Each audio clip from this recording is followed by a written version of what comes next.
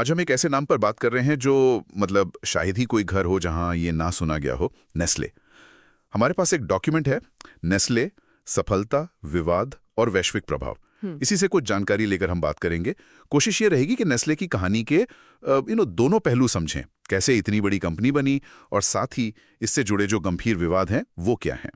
देखते हैं 150 साल से ज्यादा पुरानी ये कंपनी आखिर इतनी सक्सेसफुल कैसे हुई और क्यों इतनी आलोचना भी झेलती है। तो शुरुआत स्विट्जरलैंड से हुई थी, है ना, 1866-67 के आसपास। हाँ बिल्कुल, दो अलग अलग कंपनियां थी असल में, जो फिर 1905 में जाके एक हुई, नेस्ले बनी। और शुरुआत में उनका फोकस था शिशु आहार पर, फरीन लैक्टे। हाँ, फरीन लैक्टे। उस वक्त के हिसाब से तो ये काफी नई चीज रही होगी बच्चों के पोषण के लिए। बिल्कुल। और देखिए, इस शुरुआत से आज तक जो इनकी सफलता है, उसके पीछे कुछ खास रणनीतियां साफ दिखती हैं। पहली तो है अपने प्रोडक्ट्स में विविधता लाना, मतलब सिर्फ बेबी फूड नहीं। वो डेयरी में गए, चॉकलेट में जैसे किटकैट तो बहुत पॉपुलर है, कॉफी, नेस्कैफे, नूडल्स, मैगी, यहाँ तक कि बोतलबंद पानी और हेल्थ साइंस में भी। हाँ, वो रेंज तो बहुत बड़ी है उनकी। दूसरी अहम बात रही M&A, मतलब अधिग्रहण, दूसरी कंपनियों को खरीदना। जैसे पुरीना है पेट फूड में, या गर्बर बेबी फूड में, ये सब बड़े नाम इन्होंने अपने में मिला लिए। अच्छा। और तीसरी जो शायद बहुत ही महत्वपूर्ण रही है, वो है स्थानीयकरण, लोकलाइजेशन। हर देश के हिसाब से अपने प्रोडक्ट्स को ढालना। हाँ, ये बात तो है। जैसे भारत में मैगी को ही देख लें या नेस्कैफे को घर घर में इस्तेमाल होते हैं। सही कहा। या चीन में उन्होंने चावल वाला बेबी फूड लॉन्च किया। तो ये लोकलाइजेशन इनकी बहुत बड़ी ताकत बनी। ठीक है, तो ये तो हुई सफलता की कहानी। लेकिन अब सिक्के का दूसरा पहलू देखते हैं, जो विवादों वाला है। हाँ, और ये पहलू भी उतना ही बड़ा है, शायद उससे ज्यादा गंभीर भी। जैसा कि वो स्रोत बताते हैं, इस अपार सफलता के साथ कुछ गहरे विवाद भी जुड़े हुए हैं। सबसे पहले शायद बेबी फॉर्मूला वाला विवाद आता है ना, वो 70 के दशक की बात। हाँ बिल्कुल, वो बहुत ही क्या कहते हैं दुखद मामला था। नेस्ले पर आरोप लगे कि उन्होंने विकासशील देशों में अपने फॉर्मूला दूध का बहुत एग्रेसिव प्रचार किया। ओह। यहाँ तक कहा गया कि उसे माँ के दूध से बेहतर बताने की कोशिश हुई।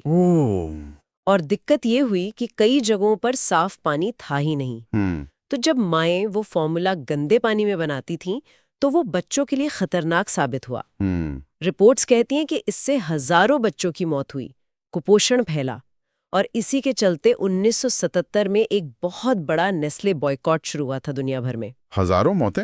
अरे बाप रे, ये तो बहुत ही सीरियस बात है, खासकर तब जब कंपनी की शुरुआत ही बच्चों के खाने से हुई हो। एक और बड़ा मुद्दा है पानी का निजीकरण। नेस्ले दुनिया की सबसे बड़ी बोतलबंद पानी बेचने वाली कंपनियों में से एक है।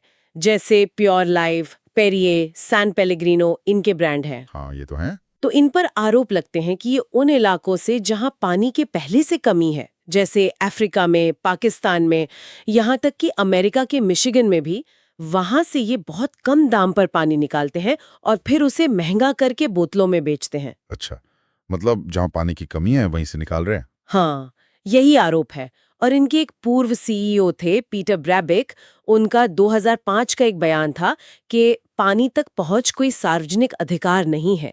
वो बयान बहुत ज्यादा विवादित हुआ था। ओह, ये तो काफी बोल्ड स्टेटमेंट था। हाँ बहुत। फिर एक और गंभीर चिंता जुड़ी है कोको इंडस्ट्री में बाल श्रम से। नेस्ले अपना कोको ज्यादातर पश्चिमी अफ्रीका से लेती है, और वहां के फार्म्स पर बाल मजदूरी और यहाँ तक कि मानव तस्करी के भी आरोप लगते रहे हैं। रिपोर्ट्स में आया है कि बच्चे बिना किसी पेमेंट के बहुत खतरनाक स्थितियों में काम करते हैं। ये तो बहुत बुरा है। नेस्ले ने वैसे 2001 में कहा था कि वो इसे खत्म करने के लिए काम करेंगे, पर जो स्रोत हैं वो बताते हैं कि जमीनी हकीकत शायद उतनी बदली नहीं है, समस्या अभी भी बनी हुई है। और फिर भारत में 2015 का मैगी नूडल्स वाला विवाद, वो तो शायद हम सबको अच्छे से याद है। हाँ बिल्कुल, जब FSSAI, जो हमारी फूड सेफ्टी अथॉरिटी है, उसकी जांच में मैगी नूडल्स में लेड यानी सीसा तय लिमिट से ज्यादा मिला था। हाँ, हंगामा हो गया था पूरा। बिल्कुल, पूरे देश में बैन लग गया था। कंपनी को करीब 38,000 टन मैगी वापस मंगानी पड़ी थी। वो बहुत बड़ा झटका था। हालांकि बाद में शायद उन्हें क्लीन चिट मिल गई थी। हाँ, बाद में टेस्ट्स में वो पास हो गए और मैगी वापस आ गई।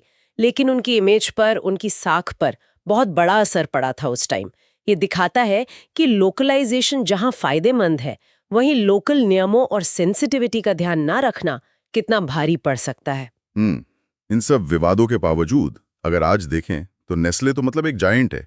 $100 बिलियन से ज्यादा का रेवेन्यू, 2000 से ज्यादा ब्रांड्स, ये तो बहुत ही बड़ा स्केल है। सही बात है, आंकड़े तो यही दिखाते हैं। और अब कंपनी खुद को nutrition, health and wellness company के तौर पर पेश करती है, लेकिन चिंताएं अभी भी हैं, जैसे पर्यावरण को लेकर। प्लास्टिक वेस्ट एक बड़ा मुद्दा है, पानी का जरूरत से ज्यादा इस्तेमाल, मानवाधिकारों को लेकर जैसे बाल मजदूरी वाली बात, और हेल्थ को लेकर भी उनके कई प्रोडक्ट्स में शुगर या नमक की मात्रा पर सवाल उठते रहते हैं।